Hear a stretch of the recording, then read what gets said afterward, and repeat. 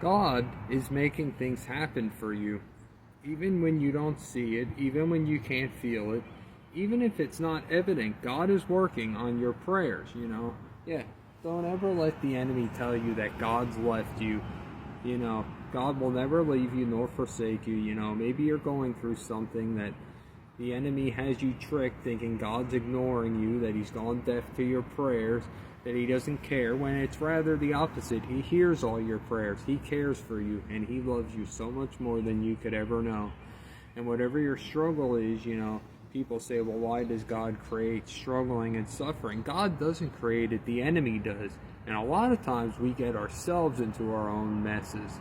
That's something to remember. Not always, but there's quite a few times we get ourselves into things. And yes, the enemy attacks us, I don't know where this idea came from that people think, oh, because we're Christians, we're going to have a perfect life. It's going to be easy, it's going to be all that. I don't know where people have gotten that, because Jesus said we would have persecution, we would suffer trials on this earth, which debunks the whole prosperity gospel nonsense, But yeah, God's making things happen for you. Even when you don't see it. Maybe you don't see it. Maybe you're like, oh, how can he be making things happen? Well, he is. He's working behind the scenes 24/7 on you and your situation. Even when you can't feel it. Maybe you don't feel it. Don't go off your feelings alone. That's a big reason and a good way to get yourself into trouble. And, yeah. Even if you can't feel it, even if it's not evident, maybe you don't see evidence that he's working on you. Maybe it's not noticeable that he's working. That doesn't mean anything.